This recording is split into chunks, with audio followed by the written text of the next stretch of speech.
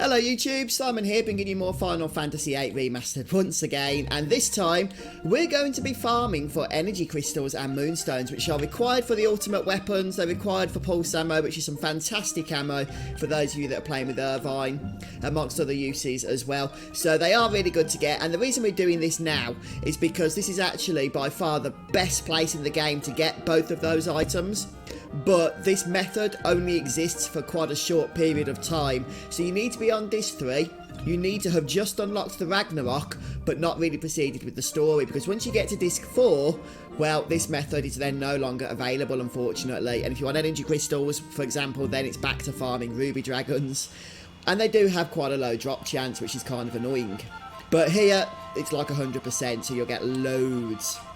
Okay, so what you're going to want to do then is make your way over to Esthar, and you can either run into the city as normal, or just fly the Ragnarok straight over to the Esthar air station there and land. And we're going to make our way over to a forced Elnoyle spawn. Now, Elnoyles are interesting enemies because they're kind of like boss enemies, but this is a spawn that can be repeated as many times as you want. Incidentally, I recommend just having no encounters enabled here because there are enemy spawns otherwise. And once you get through to the air station, just follow the path that I take here, and then I'll show you how I've got my character set up, because Elnoyles are quite the challenge, if I'm being honest with you. They're not to be underestimated, but with the right setup, as with much else in this game, they become very, very easy indeed. One important thing to note, however, is that for the Elnoyles to actually have the items that we need, which are energy crystals and moonstones. Well, moonstones they can give you at any level, but energy crystals can only be collected from the higher level versions. And unfortunately, the level up ability from Tombury doesn't work. So yeah, you'll need to make sure that you're at least level 45, I think it is. No, level 40. And then you'll be able to get energy crystals at 100% of the rate. If you're not that higher level, then you can still get moonstones by mugging these guys. But yeah, the energy crystals, which is probably the main thing you want, are not going to be accessible. You'll still have to go back to farming ruby dragons. However, if you get the Bahamut Guardian Force, you can get energy crystals a lot faster by using its rare item ability. Right then, so you're going to come to this dude here, but before we speak to him, I'm just going to show you how my characters are set up. And as you can see, they're all level 100. They don't have to be level 100. Like I say, as long as your party level is 40 or above, then that should be sufficient. What we want to do is make sure that we can kill the Elnoyle as quickly as possible. And the best way to do that is by using Quistis's Degenerator ability, which is her limit break, since that will eject the Elnoyle, and fortunately they're not immune to that, which is really helpful. Alternatively, you can also go ahead and junction death to status attack. I think it has a 20% success rate. If you can get that on all 3 party members, then you'll take the Elnoyle out within the first 2 rounds in most cases. Don't forget as well, you can also put Mug on a party member if you want to go ahead and grab the Moonstone. But also bear in mind, as always, you can't get both the Mug and the drop. So if you do want the energy crystals, then do not mug the Elnoyle or you won't get them. And when you're ready, once you're set up, speak to this dude here.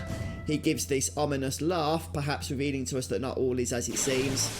And indeed, he is in fact an Elnoyle in disguise.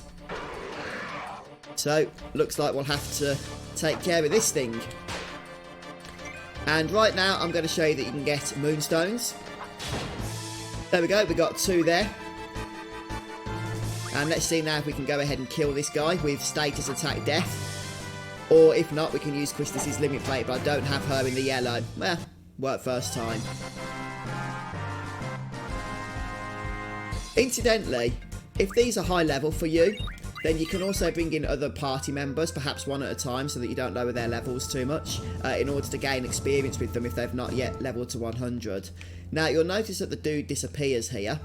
I don't need any more moonstones right now, so what I'm going to do is just remove the mug ability from Squall here. Just stick something else on there that could be useful. Speed plus 40% or evasion. Yeah, speed's probably better to tell you the truth. We're not going to be taking a whole lot of damage, and we can always heal up. Don't forget the save points in Esthar will heal you to full, and if you're playing the remastered version, you can just use the battle enhancement toggle.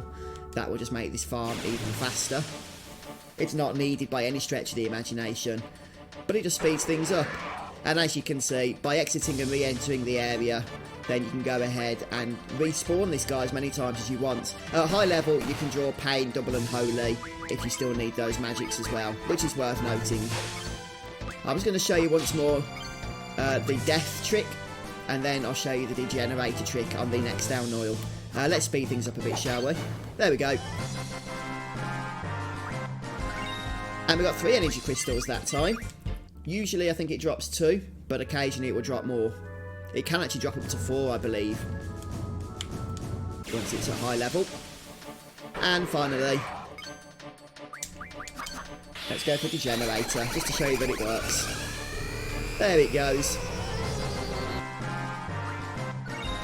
And another 2 energy crystals. As you can see, a fantastic means, isn't it, of farming energy crystals, which are required by a lot of ultimate weapons, although I only need them myself for 1 more, which is Renoa's. I'll be doing the video on that next. But, you know, you might need more. It's not just for ultimate weapons, though. As I say, the pulse ammo is very useful for Irvine. One of his strongest ammos, actually. And that is refined from energy crystals. Okay, so very briefly, I'll just show you some of those items in action now. If we go to ability. First of all, if I just mention the Moonstone, you can use life magic on these, which is obviously a good thing. And the reason for that is that you can actually find that they're a great source of holy magic. Now, I only mugged 1 Elnoyle, of course, which is why we've only got 2. But if you just mug a few of them, then 10 Moonstones will give you... Actually, sorry, 5 Moonstones will give you 100 holies, which is great if you need any holy magic. You'll be able to max that out very, very quickly using this method. And also, they can also be turned into holy stones if you need those for whatever reason. But don't forget, you will also require moonstones for the ultimate weapons. Well, not many of them, actually. I think it's only 1, in fact, and that's Irvine's, whom I've still got to do. But more importantly were the energy crystals themselves, which of course, as I say, are used for ultimate weapons. But if we go over to ammo refinements, then you'll find that they actually transfer into the very powerful pulse ammo for Irvine's limit break at 1 to 10. So basically, we just need to do 10 of them and we'll get 100 pulse ammo, or in my case, I've already got some pulse ammo, I only have to do 9. But I'm pretty sure 50 will be more than enough for the entire game. But by all means, while this opportunity here to farm them is available, go ahead and max out at 100, you know, or then go and get 100 pulse ammo and then get another 10 to keep another 100 energy crystal as well. It might be worth it. Obviously, that's up to you, though. But anyway, folks, hopefully this video has been helpful to you. It's a good little farm, this, and you definitely want to make the most of it while it's here, because, like I say, it's only here for a short time, and I've not really used it before, but on this playthrough I have, as you've just seen, and I think it's going to be really, really helpful. So thanks for stopping by and checking out the video. If you've liked it, don't forget to, well, drop a like. That really does support the channel, means a lot to me. And I'll be back soon for more Final Fantasy VIII Remastered. There's so much to get through, but we are making progress. See you next time.